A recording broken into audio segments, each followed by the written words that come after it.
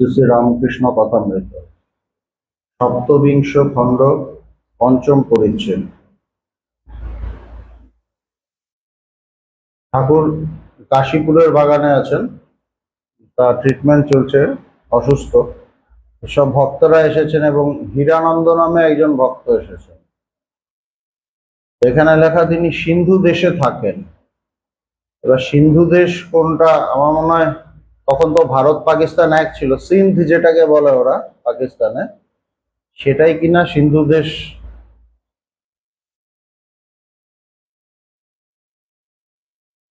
হীরানন্দ ঠাকুরের পায়ে হাত বুলাইতেছেন। উনি খুব ভক্ত। কাছে মাস্টার বসিয়া আছেন। লাটু ও আরো দু একটি ভক্ত মাঝে মাঝে ঘরে আসিতেছেন। মাঝে মাঝে তারা ঢুকছে, একটু ভগবান ঠিক আছে, এই ঠাকুর ঠিক আছে কিনা দেখে আবার বেরিয়ে যাচ্ছে। এখানে যেরকম ভক্তরা করতো আর কি, সন্ন্যাসীরা ভগবান কথা বলছেন তো মাঝে মাঝে দেখতো, সেবানন্দ টেবানন্দ যারা ছিল, ঢুকলো, সব ঠিক আছে, ভগবান কথা বলছেন, আবার বেরিয়ে গেল, এরকম আর কি। শুক্রবার 23শে এপ্রিল 1886 খ্রিস্টাব্দ। আজ গুড ফ্রাইডে। বেলা প্রায় 1 হইয়াছে। হীরানন্দ আজ এখানেই অন্নপ্রসাদ পাইয়াছে। হীরানন্দ ওখানে দুপুরের খাওয়াটা খেয়েছেন, প্রসাদ খেয়েছেন। ঠাকুরের একান্ত ইচ্ছা হইয়াছিল হীরানন্দ এখানে থাকেন। হীরানন্দ পায়ে হাত বুলাইতে বুলাইতে ঠাকুরের সহিত কথা কইতেছেন। অনেকদিন পর এসেছেন, তো তার ঠাকুরের প্রতি একটা অদ্ভুত টান আছে। অত দূর থেকে এসেছেন ঠাকুরকে দেখার জন্য, তো ঠাকুরের পায়ে হাত বোলাচ্ছেন, ঠাকুরের সাথে কথা বলছেন। সেই মিষ্ট কথা আর মুখ হাসি হাসি যেন বালককে বুঝাইতেছেন, বাচ্চাদের যেন বোঝাচ্ছেন। ঠাকুর অসুস্থ, ডাক্তার সর্বদা দেখিতেছেন। হীরানন্দ তা অত ভাবেন কেন? মানে ঠাকুর হয়তো শরীরের কথাগুলো বলছেন, তো হীরানন্দ ভাবছেন যে ঠাকুর শরীর নিয়ে খুব চিন্তিত। উনি তো আর অত স্পিরিচুয়াল না, ভক্ত। ভক্ত আর আধ্যাত্মিক পুরুষের মধ্যে তফাৎ আছে। ভক্ত মানে ভক্ত, ঠাকুরকে ভালোবাসা, কিন্তু নট নেসেসারি যে তাকে ভীষণ স্পিরিচুয়াল হতে হবে। তিনি হয়তো অতটা স্পিরিচুয়াল নন। তো বলছেন যে আপনি অত ভাবেন কেন? তার আগেই যেহেতু এই কথাটা উনি বলেছিলেন, তার আগেই শ্রীম কিন্তু লিখে দিচ্ছেন যে হীরানন্দ মিষ্টি মিষ্টি করে কথা বলছেন, যেন বালককে বুঝাইতেছেন, বাচ্চাদের যেরকম বোঝায় ওইভাবেই। বলছে তা তো ভাবেন কেন? ডাক্তারে বিশ্বাস করলেই নিশ্চিন্ত। আপনি তো বালক। বলছে ডাক্তারে বিশ্বাস করলেই তো হলো। শ্রীরামকৃষ্ণ মাস্টারের প্রতি ডাক্তারে বিশ্বাস কই? বলছে তো আমার ডাক্তারে বিশ্বাস হচ্ছে না। সরকার বলছিল সারবে না, ডাক্তার তো বলেছে না এটা সারবে না। তো ঠাকুর বলছেন ডাক্তারে বিশ্বাস কোথায়? ও তো বলছে সারবে না। হীরানন্দ তা অত ভাবনা কেন, যা হবার হবে। উনি জ্ঞান দিচ্ছে আর কি। মাস্টার হীরানন্দের প্রতি জনান্তিকে। এবার মাস্টার বলছে না, আমাকে এবার এন্ট্রি নিতে হবে, মুশকিল আছে। কারণ এইসব বলতে বলতে না কখন আমার অহংকারটা উঠে আসে, আমি ভুলে যাই কার সাথে কথা বলছি। কেন তিনি তো একটা শিশুর মতো করে কথা বলছেন, কিন্তু তিনি তো শিশু নন, তিনি তো স্বয়ং ভগবান। তিনি কথা বলছেন, কিন্তু তাকে আমি জ্ঞান দিতে গিয়ে অটোমেটিক, আমি ভক্ত ছিলাম, হঠাৎ একটা চলে আসে যে আমি খুব বুঝি, আমি খুব জানি, অত বোঝে না উনি, এরকম একটা ভাব চলে আসে। এই জন্য মাস্টার পাশে আধ্যাত্মিক পুরুষ, উনি জানে যে এখন আমাকে এন্ট্রি নিতে হবে। মাস্টার হীরানন্দের প্রতি, তো হীরানন্দ বলছিলেন তা অত ভাবনা কেন, যা হবার হবে, অত ভাবছেন কেন? বলছে উনি আপনার জন্য ভাবছেন না, ওর শরীর রক্ষা ভক্তের জন্য। বলছে এই ভুল করছেন, উনি নিজের কথা ভাবছেন না, উনি ভক্তের কথা ভেবে উনি ওনার শরীরটা রক্ষা, মানে শরীরটা যাতে ঠিক থাকে সেটা চেষ্টা করছেন। কেননা তার নিজের আর পাওয়ার কিছু নেই, তার নিজের যা পাওয়ার হয়ে গেছে, আর কিছু নেই, উদ্বৃত্ত। তিনি ভাবছেন ভক্তের জন্য। ভগবানকে আমরা দেখেছি না, এই যে আমরা বলি ভক্তাধীন ভগবান, তাদের থাকাটা কিসের জন্য? তার নিজের জন্য না, তার কিছু পাওয়ার নেই। তো যখনই আমরা তাদের বলতে যাই, বলতে বলতে আমাদের কখন যে অহংকারটা মাথা চাড়া দিয়ে ওঠে আমরা ধরতে পারি না। সেই জন্য মাস্টার আবার ওকে ধরিয়ে দিচ্ছেন, ওনার থাকা কিন্তু ভক্তের জন্য, এটা ভাববেন না নিজের জন্য থাকছেন। বড় গ্রীষ্ম, এইভাবে অবতার পুরুষ বা মহাপুরুষের সঙ্গ করতে হয়, যেভাবে মাস্টার করছেন। ঠিক ঠিক ভক্ত এবং তাকে বুঝে করছেন, তাকে বোঝার একটা ব্যাপার আছে, না হলে তার পাশে থাকার সমস্যা। মাস্টার তাকে বুঝতেন, এই জন্য পাশে থাকতেন, ঠাকুর একটা ভরসা পেতেন। বড় গ্রীষ্ম আর মধ্যাহ্নকাল, খসখসের পর্দা টাঙানো হইয়াছে। হীরানন্দ উঠিয়া পর্দাটি ভালো করিয়া টাঙাইয়া দিতেছেন, ঠাকুর দেখিতেছেন। শ্রীরামকৃষ্ণ হীরানন্দের প্রতি, তবে পাজামা পাঠিয়ে দিও। মানে ওইসব দেশে পায়জামা পরতো, মানে ঠাকুরের সময় তো সবাই ধুতি টুতি বেশি পরতো, কিন্তু যারা ওই পাঞ্জাব টাঞ্জাব সিন, ওই সময় পায়জামা টায়জামা পরতো। তো ঠাকুরের এরকম একটা হয়তো ইচ্ছে হয়েছিল। হীরানন্দ বলিয়াছেন, তাদের দেশের পাজামা পরিলে ঠাকুর আরামে থাকিবেন, ওই জন্যই ঠাকুর বলেছেন। তাই ঠাকুর স্মরণ করিয়া দিতেছেন যেন তিনি পাজামা পাঠাইয়া দেন। হীরানন্দের খাওয়া ভালো হয় নাই, ভাত একটু চাল চাল ছিল, মানে ওখানে তো রান্না টান্না হচ্ছে। ঠাকুর শুনিয়া বড় দুঃখিত হইলেন, আর বারবার তাহাকে বলিতেছেন, জল খাবার খাবে? মানে একটু আগে ভাত খেয়েছেন, আবার বলছে জল খাবার খাবে।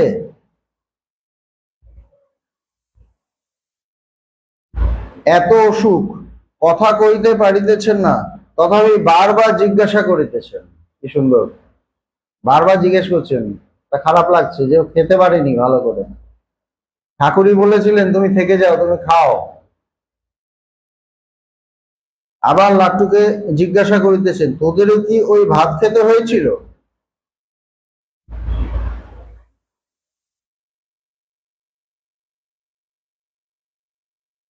ঠাকুর কোমরে কাপড় রাখিতে পারিতেছেন না, প্রায় বালকের মতো হইয়াই থাকেন।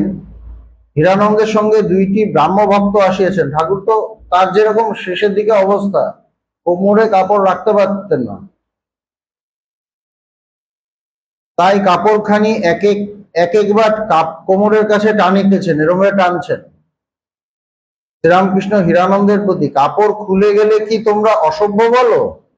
হীরানন্দ, আপনার তাতে কি, আপনি তো ভালো। হীরানন্দ কিন্তু ওই ভাবটার মধ্যেই আছেন যে আপনি তো ভালো। শ্রীরামকৃষ্ণ একটি ব্রাহ্ম ভক্ত প্রিয়নাথের দিকে অঙ্গুলি নির্দেশ করিয়া উনি বলেন, মানে ওই ব্রাহ্ম ভক্ত তাকে বালক বলেন। হীরানন্দ এবার বিদায় গ্রহণ করিবেন। তিনি দুই একদিন কলিকাতায় থাকিয়া আবার সিন্ধু দেশে গমন করিবেন, আবার চলে যাবেন। সেখানে তাহার কাজ আছে। দুইখানি সংবাদপত্রে তিনি সম্পাদক। 1884 খ্রিস্টাব্দ হইতে 4 বৎসর ধরিয়া ওই কার্য করিয়াছিলেন। 1884 থেকে 4 বছর ধরে কাজ করেছিলেন, তার মানে বোঝা যাচ্ছে এই বইটা 88 পরে লেখা। 84 থেকে 4 মানে 1888 হয়। আর এখানে যে দিন বলা হচ্ছে সেটা 1886।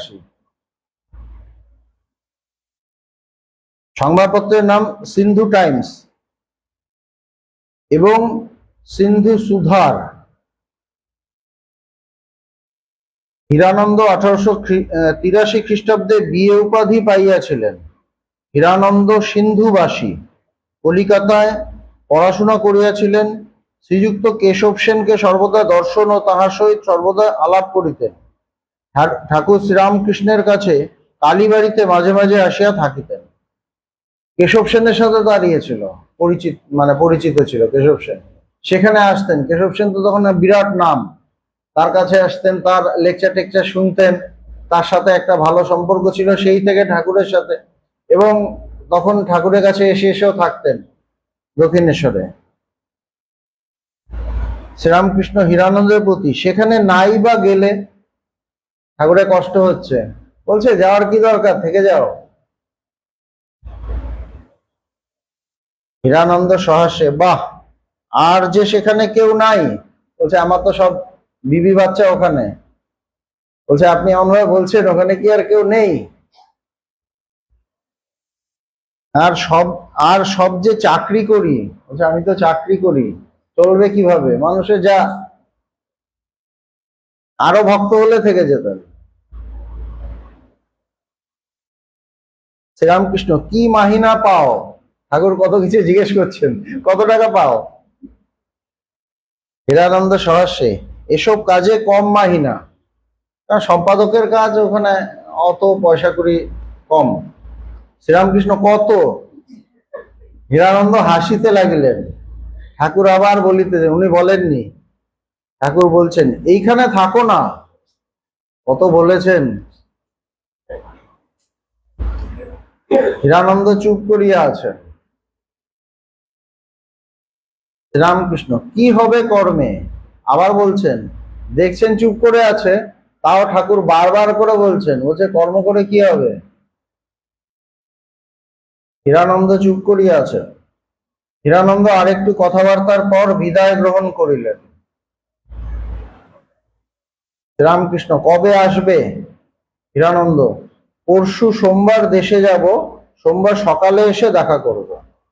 আবার জিজ্ঞেস করছেন কবে আসবে? ঠাকুর দেখেছেন যে ও শুনবে না, অনেকবার বললেন, 3বার বললেন, শুনলো না। এরকমই স্বামী শিষ্য সংবাদে মানে বইটা যারা পড়েছেন তারা দেখতে পাবেন, স্বামীজি বারবার করে শরৎচন্দ্র চক্রবর্তীকেও, যিনি বইটা লিখেছিলেন, তাকেও বলছিলেন সন্ন্যাস নিয়ে নিতে, কিন্তু উনি নেননি। অনেকবার বলেছিলেন, নানাভাবে বলেছিলেন, নেননি। এই আরেকটা, মানে থেকে যাও না, কি কর্ম, কর্ম করে কি হবে, কত কিছু বললেন। এইখানেই হয় সংস্কার। ভক্ত মানুষ, কিন্তু ওই যে পিছু টান। আমাদের দীপকদার একটা কম্পিউটার সেন্টার ছিল, এখন অতটা ইয়ে নেই, ওটার নাম ছিল পিটিসি, প্র্যাকটিক্যাল ট্রেনিং সেন্টার।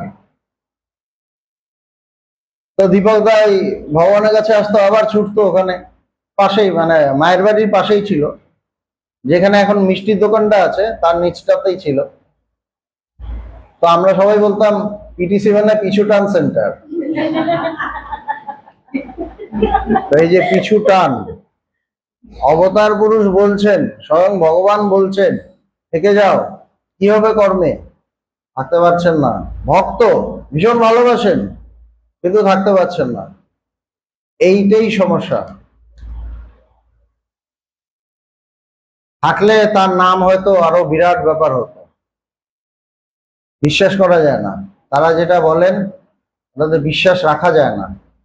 আমরা নিজের মতোই চলি, আলটিমেটলি নিজের মতো চলি, এবং কথাগুলোকে নিজের মতো করে বানিয়ে নিই। ভগবান আমাকে বললেন, আমার যেটা সংস্কার, আমার যেটা ভাল লাগে মন্দ লাগে, আমি সেইভাবে চললাম, করে ভগবানের কথাটাকে কিছুটা চেঞ্জ করে ওই মতো করে নিলাম, হ্যাঁ ভগবান বলেছিলেন এটা।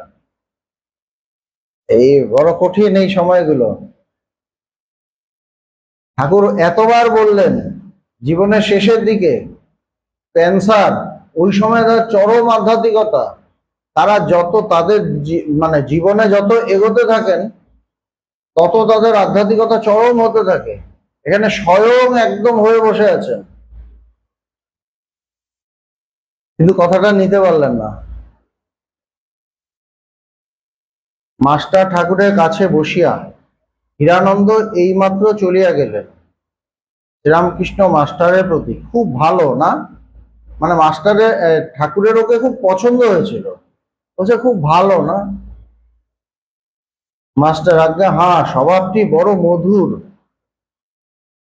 শ্রীরামকৃষ্ণ বললে 1100 ক্রোশ অত দূর থেকে দেখতে এসেছে। 1100 ক্রোশ মানে কিলোমিটারে কত হবে জানি না। মাস্টার আজ্ঞা হ্যাঁ, খুব ভালোবাসা না থাকলে এরূপ হয় না। মাস্টারও কত সুন্দর, তিনিও কিন্তু প্রশংসা করছেন। এইটা আরেকটা দেখবার, এইটা আরেকটা দেখবার। একটু লাগাতে পারতেন, আপনাকে এত করে আপনি এত করে বললেন তাও থাকলো না, লাগাতে পারতেন, চান্স ছিল। এগুলো দেখতে দেখতে তো আমাদের চুল পেকে গেছে ভগবানের কাছে, মানে এসব আমরা দেখেছি অনেক কিছু। এখানে চান্স ছিল, ওই একটু ইয়ে করে দেখছেন। আমাদের কি হয়, ঈর্ষা থাকে। এবার দেখছি যে আমার মানে ভগবানের ওর উপর বেশ মন করে গেছে, তখন সহ্য হবে না। আমিও তো সারাদিন ভগবানের সঙ্গ করছি, কিন্তু মনটা ওর উপর পড়ে গেছে, তখন কিন্তু সহ্য হবে না। তখন মনে হবে না, একটু একটু ইয়ে করে দেই। প্র্যাকটিক্যাল কথা বলছি, কিন্তু এরকম হয়। সবকিছু খুব সুন্দর হয় না, সবকিছু খুব সুন্দর হয় না। সবকিছু নিয়েই ঈশ্বর যে আসেন, সবকিছু নিয়েই আসেন, সবকিছু থাকে তার মধ্যে, তাই না? সবকিছু থাকে। একটা রান্নাঘরের মধ্যে দারুণ দারুণ রান্না হচ্ছে, কিন্তু নিচেই দেখা যাবে একটা ডাস্টবিনের মতো আছে, ওখানে সব ময়লা ময়লা জিনিস সব রাখা। ওই একসাথে সব আসে, কিন্তু মাছ আসলে তার সাথে ওই কাটা কাটা আরো নানা কিছু সব আসবে। অবতার পুরুষ এলেও যে সব সব ফুল হয়ে আসবে তা নয়, সব যে ফুল হয়ে আসে তা নয়, কারণ আমরা দেখেছি ভগবানকে। কিন্তু মাস্টার কত সুন্দর, মাস্টার কিন্তু প্রশংসা করছেন, মানে প্রচন্ড মন করেছিল তো। ঠাকুর কাউকে বলেছেন, আজ পর্যন্ত কথামৃত কাউকে পাইনি ঠাকুর বলছেন থেকে যাও না, কিন্তু ঠাকুর তাকে বলছেন, মানে দারুণ মন করেছে। এইবার ভক্তদের কি হয়, একা গিয়ে একটু ইয়ে করে দিই, হ্যাঁ বললাম ওকে, কিন্তু এগুলো আমরা দেখেছি তো অনেক কিছু, কিন্তু কি বিউটিফুল।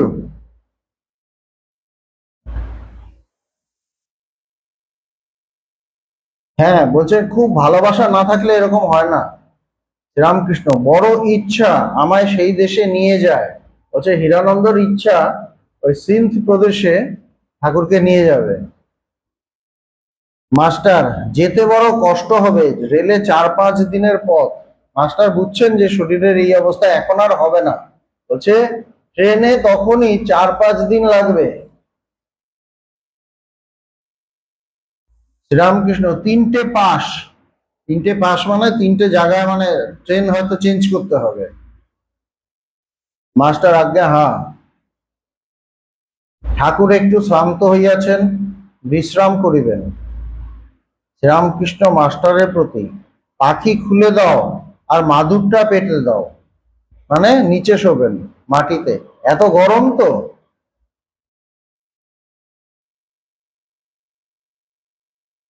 ঠাকুর খড়খড়ির পাখি খুলিয়া দিতে বলিতেছেন, আর বড় গরম, তাই বিছানার উপর মাদুর পাতিয়া দিতে বলিতেছেন। মাস্টার হাওয়া করিতেছেন, ও না, মাদুরটা বিছানাতেই পেতে দিতে বলছেন। মাস্টার হাওয়া করিতেছেন, ঠাকুরের একটু তন্দ্রা আসিয়াছে, একটু চোখটা লেগেছে। রামকৃষ্ণ একটু নিদ্রার পর মাস্টারের প্রতি ঘুম কি হয়েছিল, বুঝতে পারছেন না ঘুমটা হয়েছে কিনা। হ্যাঁ, হচ্ছে ঘুম কি হয়েছিল।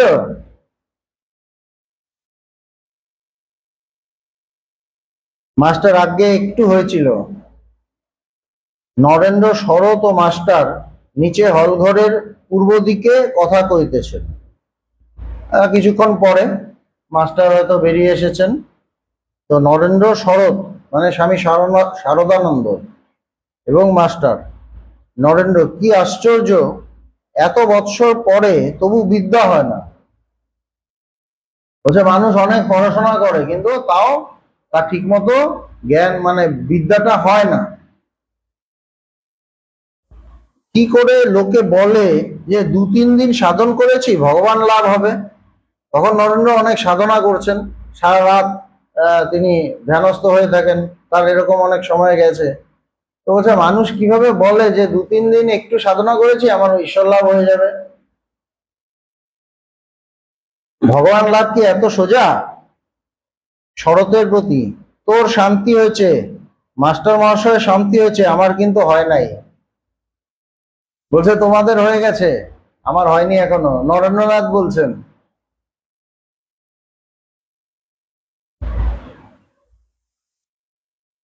মাস্টার, তাহলে তুমি বরং বরং জাপ দাও, আমরা রাজবাড়ি যাই।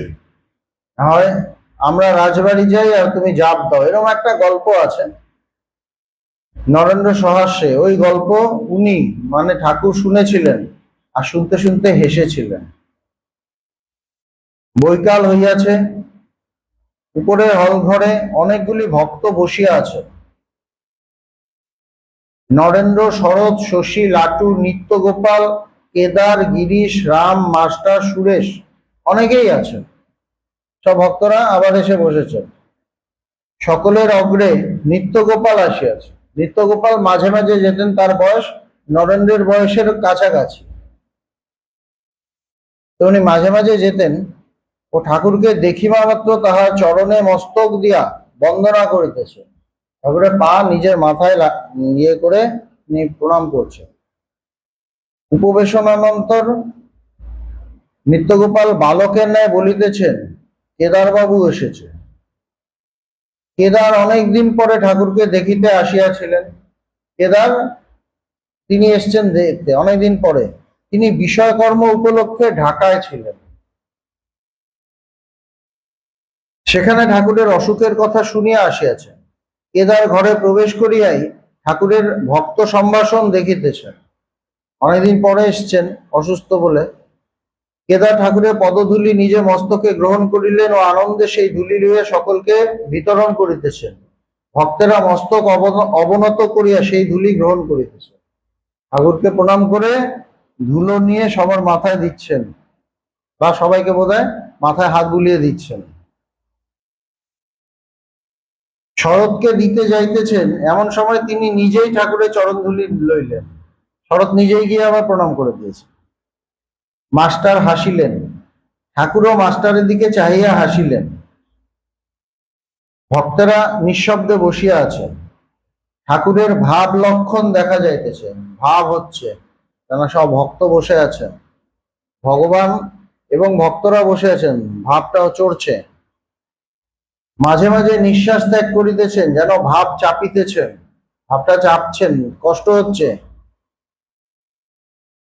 অবশেষে কেদারকে ইঙ্গিত করিতেছেন, গিরিশ ঘোষের সহিত তর্ক করো। আগে ঠাকুর এরম বলতেন তো, কেন বলছেন? যেসব শুনলে ভাবটা একটু ইয়ে হবে, নাহলে ভাব চড়ে যাবে। আর ডাক্তার বলছেন তোমার এই ভাবটা হওয়া ভালো নয়, ডাক্তার তো এরম বলেছিলেন। তো বলছে গিরিশ ঘোষের সাথে তর্ক করো। গিরিশ কান নাক মলিতেছে না, বলিতেছে মহাশয় নাক কান মলছি, আগে জানতাম না আপনি কে, তখন তর্ক করেছি, সে এক।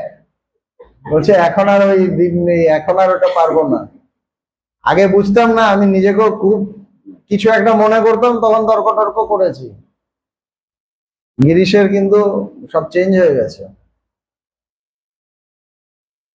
শ্রীরামকৃষ্ণ নরেন্দ্রের প্রতি অঙ্গুলি নির্দেশ করিয়া কেদারকে দেখাইতেছেন ও বলিতেছেন, ও সব ত্যাগ করেছে। নরেন্দ্রের দিকে, নরেন্দ্র কিন্তু ঘরেই থাকেন, কিন্তু বলছে সব ত্যাগ করেছে, মানে ভেতর থেকে ত্যাগ হয়ে গেছে। ভক্তদের প্রতি কেদার নরেন্দ্রকে বলেছিল, এখন তর্ক করো, বিচার করো। আর নরেন্দ্র তো তর্ক বিচার করতেন। তো ভক্তদের বলছেন ঠাকুর, বলছে কেদার নরেন্দ্রকে বলেছিল, এখন তর্ক করো, বিচার করো, কিন্তু শেষে হরিনামে গড়াগড়ি দিতে হবে।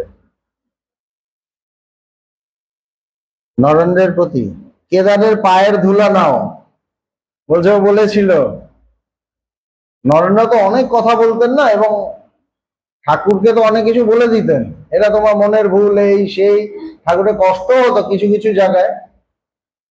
তো কেদার তো ভক্ত ছিলেন, তো হচ্ছে এখন যতই তর্ক করো বিচার করো একসময় দেখবে গড়াগড়ি দিচ্ছ। তো ঠাকুর কেদারকে পেয়েছেন অনেকদিন পরে, ঠাকুর তাকে বলছেন নরেন্দ্রের প্রতি কেদারের পায়ের ধুলো লও, বলছে ওকে প্রণাম করো। কেদার নরেন্দ্রকে ওর পায়ের ধুলো নাও তাহলেই হবে, বলছে আমার কেন নেবে, তারই নাও। সুরেন্দ্র ভক্তদের পশ্চাতে বসিয়া আছেন, ঠাকুর শ্রীরামকৃষ্ণ ঈষৎ হাস্য করিয়া তাহার দিকে তাকাইলেন। তার মানে নরেন্দ্র পায়ের ধুলো নেয়নি আর কি, তাহলে লেখা থাকতো। যাই হোক, এবার সুরেন্দ্র আরেকজন ভক্ত, তিনি সব ব্যবস্থা ট্যাবস্থা করতেন। এই যে ঠাকুর ওখানে আছেন, সমস্ত ভাড়া দেওয়া আর কি কি লাগবে সেগুলো সুরেন্দ্রই মেনলি সমস্ত ব্যবস্থা করতেন, রসদদার আর কি। ঠাকুর শ্রীরামকৃষ্ণ ঈষৎ হাস্য করিয়া তাহার দিকে তাকাইলেন, কেদারকে বলিতেছেন, আহা কি স্বভাব। কেদার ঠাকুরের ইঙ্গিত বুঝিয়া সুরেন্দ্রের দিকে অগ্রসর হইয়া বসিলেন। তো সুরেন্দ্রের দিকে তার মনটা পড়েছে, এবং সুরেন্দ্র যে এত ভালো স্বভাব ওটাই ঠাকুর বলছে। সুরেন্দ্র একটু অভিমানী। ভক্তেরা কেহ কেহ বাগানের খরচের জন্য বাহিরের ভক্তদের কাছে অর্থ সংগ্রহ করিতে গিয়াছিলেন, তাই বড় অভিমান হইয়াছে। মানে ভক্তরা কি করছেন, যে ঠাকুরের ট্রিটমেন্টের জন্য সবই তো সুরেন্দ্র দিতেন, এবার তারা বাইরের ভক্ত অন্য ভক্তদের থেকেও কালেকশন করছেন, এটা সুরেন্দ্র খবর পেয়েছেন, তার একটু অভিমান হয়েছে। আমাদের প্রমোদ বাবু যেরকম ছিল আর কি, হয়তো পুরো গুরু পূর্ণিমা স্বামীজি আমি করে নেব, এবার সবাই ইয়ে হলো যে না এটা তো ঠিক না, এই জন্য থেকে এত ইয়ে করা। তো একটা মিটিং টিটিং হলো, সবাই কিছু কিছু দেবে, এবার ওনাকে যখন বলা হতো ওনার একটু লাগতো আর কি। তো তারও সুরেন্দ্রের একটু খারাপ লেগেছে। সুরেন্দ্র বাগানের অধিকাংশ খরচ দেন, অনেক খরচ দেন। সুরেন্দ্র কেদারের প্রতি, অত সাধুদের কাছে কি আমি বসতে পারি। আবার কেউ কেউ, নরেন্দ্র কয়েকদিন হইল সন্ন্যাসীর বেশে বুদ্ধগয়া দর্শন করিতে গেছিলেন, বড় বড় সাধু দেখতে। নরেন্দ্র কিছুদিন আগে কি করেছিলেন, সন্ন্যাসীর বেশ ধারণ করে তিনি বুদ্ধগয়া গিয়েছিলেন। সন্ন্যাসীরা কেমন হয়, তাদের থাকা খাওয়া সবকিছু ওটার জন্য, দেখার জন্য। ঠাকুর শ্রীরামকৃষ্ণ সুরেন্দ্রকে ঠান্ডা করিতেছেন, বলছেন হ্যাঁ ওরা ছেলে মানুষ, ভালো বুঝতে পারে না। ঠাকুর দেখছেন তো যে ওর একটু মনে লেগেছে, ও যে তুমি অত ভেবো না, ও তো বাচ্চা এখনো, অত বোঝে না। সুরেন্দ্র কেদারের প্রতি, গুরুদেব কি জানেন না কার কি ভাব। উনি টাকাতে তুষ্ট নন, উনি ভাব নিয়ে তুষ্ট। বলছে টাকা দিয়ে তাকে তুষ্ট করা যাবে না, উনি ভাবে তুষ্ট। ঠাকুর মাথা নাড়িয়া সুরেন্দ্রের কথায় সায় দিতেছেন, ভাব নিয়ে তুষ্ট। এই কথা শুনিয়া কেদারও আনন্দ প্রকাশ করিতেছেন। ভাব নিয়ে তুষ্ট, এই জন্য ভগবানকে কি বলে, ভাবগ্রাহী জনার্দন। তিনি ভাব গ্রহণ করেন, তিনি টাকা পয়সা এই জগতের এত সম্পত্তি টম্পত্তির তার এক পয়সা দাম নেই, তার কাছে দাম হলো কার কি ভাব। ভক্ত মানে তার ভেতরে সেই ভাবের ব্যাপার থাকবে, ঈশ্বরীয় ভাব, ওইটা তিনি দেখতে চান। ওইটা না হলে তার ভাল লাগে না। এরা বলছে ভাবগ্রাহী জনার্দন, পয়সাগ্রাহী জনার্দন না। তার পয়সা, তার কাছে এগুলোর আমাদের কাছে অনেক দাম, তার কাছে এক পয়সা দাম নেই, সব মাটি। এই ঠাকুরই বলেছিলেন টাকা মাটি, মাটি টাকা, কোনো দাম নেই। আসল হলো তোমার ঈশ্বরীয় ভাব, ভেতরে ঈশ্বরীয় ভাব কি ফুটেছে, সেই ভাবের প্রকাশ কি হয়েছে, এটাই আসল কথা। এইটাকে তিনি খান। এইটা তার খাদ্য, ভক্তের ভক্তি ভাব, এটা তার খাদ্য। কেউ যদি শুকনো হয়ে বসে থাকে, ওনার খুব একটা ভালো লাগে না। উনি দেখতে চান যে ওদের ভেতরে আসল ভাবটা। ঈশ্বর মানে কি? ঈশ্বর তিনি ভাবের রাজা, তার তার ভেতরে মহাভাবের প্রকাশ। আমাদের মধ্যে, ভক্তদের মধ্যে একটা দুটো ভাব হয়তো থাকে, কিঞ্চিত একটু, তাতেই আমরা আই ঢাই, আমরা নিজেদের বিরাট কিছু মনে করি। আর যিনি ঈশ্বর, তিনি কি? তার ভেতরে মহাভাব। তো তিনি কোনটা পছন্দ করেন? তিনি ভক্তের ওই ভাব, ভক্তি, ভালোবাসায় চেটে পুটে খান। ওই জন্যই তিনি, ঠাকুর ভগবান বলতেন না, আমার আরেক নাম বেহায়া। ভগবানের একটা কথা আছে, আমরা তো সবাই জানি, বলছেন আমার আরেক নাম বেহায়া। বেহায়া মানে কি? যার নিজের কোনো, জাগতিক ভাবে আমরা একটু নেগেটিভ ভাবে কথাটাকে দেখি, যার কোনো লাজ লজ্জা নেই, মানে যার কাছে যা খুশি চাইছে, এই সেই। এই যে বলছেন আমার নাম বেহায়া, আমার আরেকটা নাম বেহায়া। ঈশ্বরকে তো অনেক নামে ডাকা হয়, সে জগতের ঈশ্বর, মানে জগতের প্রভু প্রভু অনেক কিছু। বলছে আমার নাম বেহায়া। বেহায়া মানে, বেহায়া মানে একটু আগে ঠাকুর বারবার বলছেন থেকে যাও থেকে যাও থেকে যাও। এটা কি? আর ভগবানকে এরকম আমরা বারবার দেখেছি। যে ভক্তরা তাকে পছন্দ করছে না, হয়তো কোনো মানুষ পছন্দ করছে না, তাও তার কাছে যাচ্ছে, তাও তার সাথে কথা বলছে, তাও কেন? তাকে, তার ভেতরে সেই ভাবের প্রকাশ করানোর জন্য, তাকে চেঞ্জ করার জন্য, তাকে মুক্ত করার জন্য, তাকে উদ্ধার করার জন্য ভগবান তার কাছে ছুটে ছুটে যাচ্ছেন। এই জন্যই বেহায়া। হয়তো মানুষ পছন্দ করছে না, মানুষ ভাবছে যে কেন এলো, কিন্তু ভগবান যাচ্ছেন। কেন ডাকছে? আমরা দেখেছি, ডাকছে আসেনি, বলছে আসবে আসছে না, আবার ভগবান ফোন করেছেন, ফিরে এলি না? আবার হ্যাঁ আসছি বলে আসেনি। এগুলো তো যারা দেখেছে তারা দিনের পর দেখেছি ভগবানের কত কষ্ট এইসবের জন্যই, এটা কম দেখিনি। এখানেও আমরা দেখছি ঠাকুরের কিন্তু সেই অবস্থা, সেই অবস্থা। তো তিনি ভাবগ্রাহী জনার্দন, অন্য কিছুতে তার কিচ্ছু মতলব নেই, সারা পৃথিবী তার। ভক্তের ভাবটাকেই তিনি ভালোবাসেন, হৃদয়ের খাদ্য।